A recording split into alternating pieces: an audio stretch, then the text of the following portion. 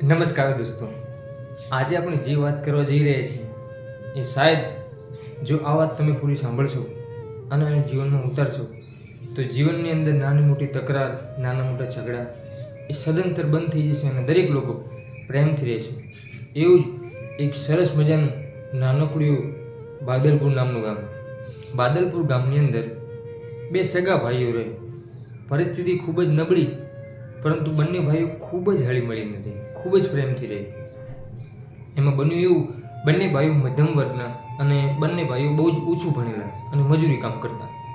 એમાં બન્યું એવું કે જ્યારે વરસાદની એલી થઈ, વરસાદનો સમય હતો, ત્યારે સદંતર વરસાદ થયો. 4 થી 5 થી 7 દિવસ સદંતર વરસાદ રહ્યો. હવે એ ભાઈઓ એવા હતા કે એમની પાસે રોજે કમાઈ અને રોજે ખાવાનું, એમની પાસે કોઈ એવી બચત નથી, કોઈ એવી મૂડી નથી. તો એ સેવિંગ કરી, બચત કરી અને એમાંથી એમનું કરિયાણું સામાન લાવી અને જમી શકે એવી એમની પરિસ્થિતિ નહીં. એ રોજે કમાય અને રોજે ખાય એવી એમની પરિસ્થિતિ. એમાં સદંતર વરસાદ રહ્યો તો બંનેનું મજૂરી કામ એકદમ બંધ રહ્યું. હવે બંને ભાઈઓ ખાય શું? ઘરની અંદર કંઈક રેશન તો હતું નહીં, કે કરિયાણું હતું નહીં, તો બંને ભાઈઓ શું ખાય? છેલ્લે બંને ભાઈઓની વચ્ચે એક રોટલી હતી. હવે એક રોટલીની અંદર બંને ભાઈઓ કેવી રીતે ખાય? તો મોટા ભાઈ કહે, નાના ભાઈ તમે જમી લો, મને બહુ ભૂખ નથી, મારે બહુ જમવાની ઈચ્છા નથી.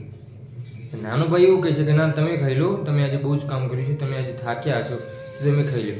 બંનેની એવી વાટાઘાટો ચાલી, ઘણો લાંબો સમય વાટાઘાટો ચાલી અને છેલ્લે બંને ભાઈઓએ એક રોટલીમાંથી 2 ટુકડા કર્યા. અડધી રોટલી નાના ભાઈએ ખાધી અને અડધી રોટલી મોટા ભાઈએ ખાધી.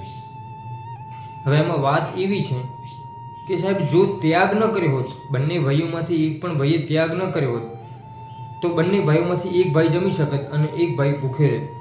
પણ નાના ભાઈએ પણ અડધી રોટલીનો ત્યાગ કર્યો અને મોટા ભાઈએ પણ અડધામાંથી અડધી નાના ભાઈને આપી અને બંને ભાઈએ અડધામાંથી અડધું જમી અને પોતે બંનેનો સંબંધ જળવાયો, બંનેની ભૂખ પણ મટી અને પ્રેમ વધી ગયો. મારો કહેવાનો અર્થ, આ વાતનો સાર કે જ્યાં ત્યાગ છે, જ્યાં સમર્પણ છે, ત્યાં પ્રેમ હંમેશા છે. પણ જ્યાં વેર ઝેર છે, જ્યાં કોઈનું લઈ લેવાની કે કોઈનું પડાવી લેવાની એવી મનની અંદર વૃત્તિ છે, તે ક્યારેય આગળ આવતા નથી.